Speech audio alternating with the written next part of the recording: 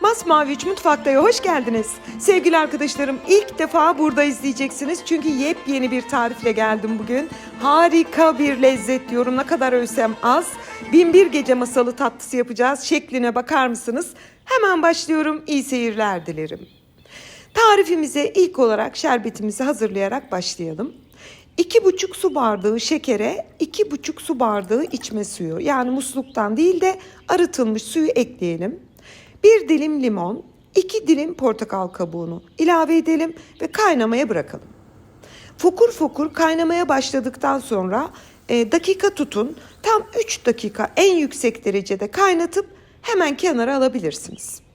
Yani 3 dakika yeterli bizim için, istediğimiz kıvama geliyor. Kenara aldım, kapağını kapattım, ılınmaya bıraktım. Tatlımızın iç dolgusu için ben fındık kullanıyorum.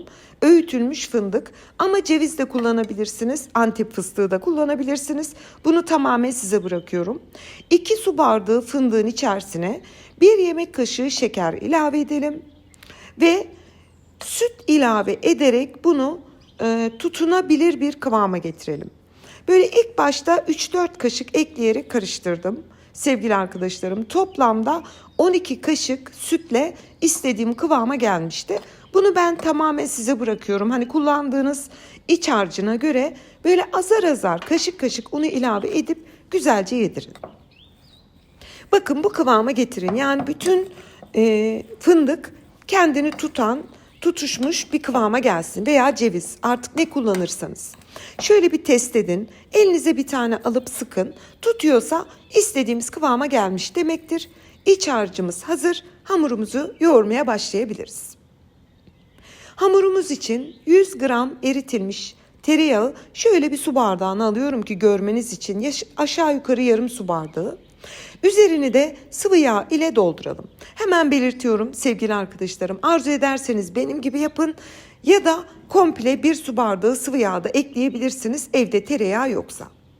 Bunu yoğurma kasemize alalım. Tereyağı eklememin sebebi de hani daha lezzetli olması için, ama eklemeseniz de olur. Yarım su bardağı süt, 1 fiske tuz ve 1 tatlı kaşığı dolusu kabartma tozumuzu ilave edelim. Ve şimdi sevgili arkadaşlarım, bu karışımı boza kıvamına getiriyoruz. Yani iyice bağlıyoruz. Böyle şu anda yağ ayrı, süt ayrı, ama siz bunu seri bir şekilde karıştırırsanız bembeyaz, böyle kendi halinde tam bildiğimiz bir boza kıvamına geliyor. Bakar mısınız? Mutlaka bu kıvama getirin. 1-2 dakikada bu kıvamı alıyor. Şu an istediğimiz kıvama geldi.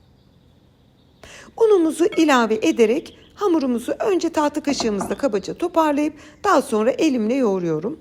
Toplam un miktarı 2,5, maksimum 3 su bardağı kadar. Lütfen kontrollü ekleyin. Bakın ben böyle bir ekledim. Kabaca bir elimle yoğurdum. Çünkü eliniz değmeden hamurun kıvamını anlayamazsınız. Baktım ki henüz çok yağlı. 1 yemek kaşığı daha ilave ettim. Yani ben de 2,5 su bardağı artı 2 yemek kaşığıyla tam istediğim kıvama geldi. Bakın sevgili arkadaşlarım, bu kıvama getirin. Ele yapışmayan, orta yumuşaklıkta güzel bir tatlı hamurumuz var. Şimdi hazırlamış olduğumuz hamurumuzdan ceviz büyüklüğünde bezeler alarak tezgaha hazırlayalım. Biraz sonra videonun ilerleyen kısımlarında hikayesini de anlatacağım. Şimdi tarife döneyim.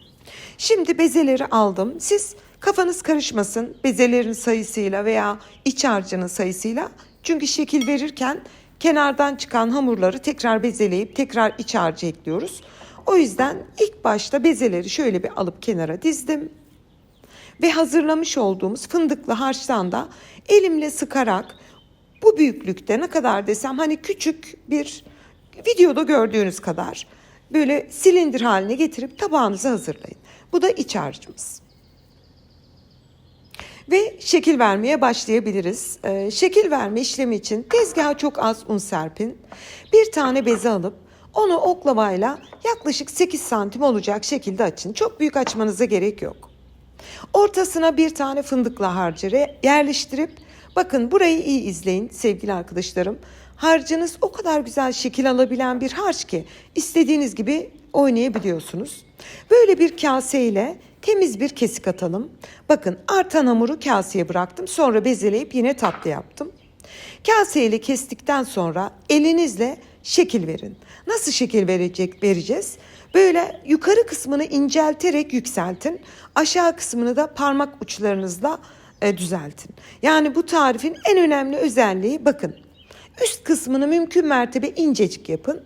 Altı daha dombili kalabilir. Bakın bu şekle getiriyoruz. Çok pratik bir şekil vermedir. Tekrar gösteriyorum siz izlerken. Hemen tarifin hikayesini anlatmak isterim. Biliyorsunuz ben her Ramazan sizlere çok yeni tarifler sunuyorum. Bunlar şu an tüm dünyada yapılıyor. Bu tarifi şeklini Arap mutfağının bir kurabiyesi var. Oradan esinlendim. Hamuru Türk mutfağının kalbura bastı. 100 yıllık kalbura bastı orijinal tarifidir. İki tarifi match edince ortaya da bir isim takmam gerekiyordu. Tam böyle iki Orient ülkenin tariflerini birleştirdiğim için Binbir Gece masalı yaptım. Bakın sevgili arkadaşlarım, ilk başta zorlanabilirsiniz şekil verirken ama daha sonra çok seri bir şekilde yapıyorsunuz. Hemen katlıyorum, kesip çıkarıyorum. Elimle de böyle çok güzel bir şekilde düzeltiyorum.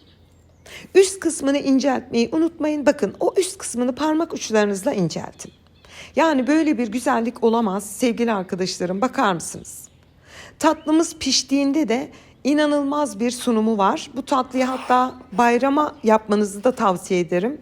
Çok havalı, çok gösterişli bir tatlı ve çok lezzetli.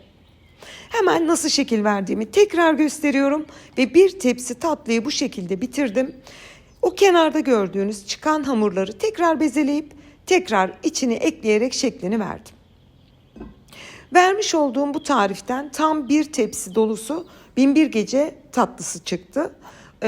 Büyük bir tepsi dolusu çıktı. Ben büyüklüğünü bu şekilde yaptım. Ama tam, inanın ki küçültmeyin. Çünkü bunun orijinali böyle güzel büyük büyük gelmesi. Güzelliğe bakar mısınız? Ve tatlılarımızın hepsini şeklini verdik. Ama elimizle çok mıncıklayıp oynadığımız için havalar çok soğuk. Ben bahçeye çıkardım. Biraz çekilsin, bir 10-15 dakika kadar. Bahçeniz yoksa balkon olur. Balkon da yoksa buzdolabında bir 10-15 dakika bekletin. 15 dakikanın sonunda biraz çekişip kendine geldi. Önceden ısınmış alt üst ayar 190 derece fırında 35-40 dakika pişmeye gönderdim. Dikkatinizi çekerim, en alt rafa verdim. Çünkü bu alüminyum tepsilerin altı çok zor kızarıyor. Bu da bir püf noktasıdır. Ve 40 dakikanın sonunda Binbir Gece tatlımız fırından çıktı. Güzelliğine bakar mısınız? Ne çatladı, ne yayıldı, ne şeklini bozdu. Ay çok güzel duruyorlar. Ben çok mutluyum. Yeni bir tarif sunduğumda çok mutlu oluyorum. Şöyle bir 5 dakika bekleyin. İlk kaynar sıcağı geçtikten sonra ılınmış şerbeti komple üzerine dökün. Bir kısmını ayırın. Yani şerbeti dökün ama bir kasede bakın. Bu kadar bir kaseye bırakıp ayırın. Tatlımız böyle üst kısmı sivri olduğu için oraya böyle şerbeti tam olarak değdiremeyebilirsiniz. Çünkü kendine has bir formu var. Onu da böyle o kasede ayırdığınız şerbete güzelce batırıp tekrar tepsiye diziniz. Yani tariflerimde biliyorsunuz hiçbir püf noktasını es geçmiyorum sevgili arkadaşlarım. Şerbetini verdik. Şerbetini çekmesi için dinlenmeye bıraktım. Yaklaşık bir yarım saat sonra dekore etmeye başlıyorum. Yani ben çok hızlı çalıştım tarifi gün ışığında size sunabilmek için. Siz 1 saat 2 saat şerbetini çekmeye bırakın, daha da güzel olur. Kıyır kıyır, inanılmaz bir lezzet. Biraz sonra zaten yeterince öveceğim. Antep fıstığı kullandım yüzeyine dekor olarak. Her bir tatlının üzerine bolca Antep fıstığı serperek bitiriyorum. Hindistan cevizi de olur veya sadece üstlerine Antep fıstığı serperek de bitirebilirsiniz. Artık burasını tamamen size bırakıyorum. Ve sunum için ben bahçeye çıktım. Mavi benden önce çıkıp yerine kuruldu. Tatlımız servise hazır. Yani sevgili arkadaşlarım, biliyorsunuz yani ne kadar övsem az.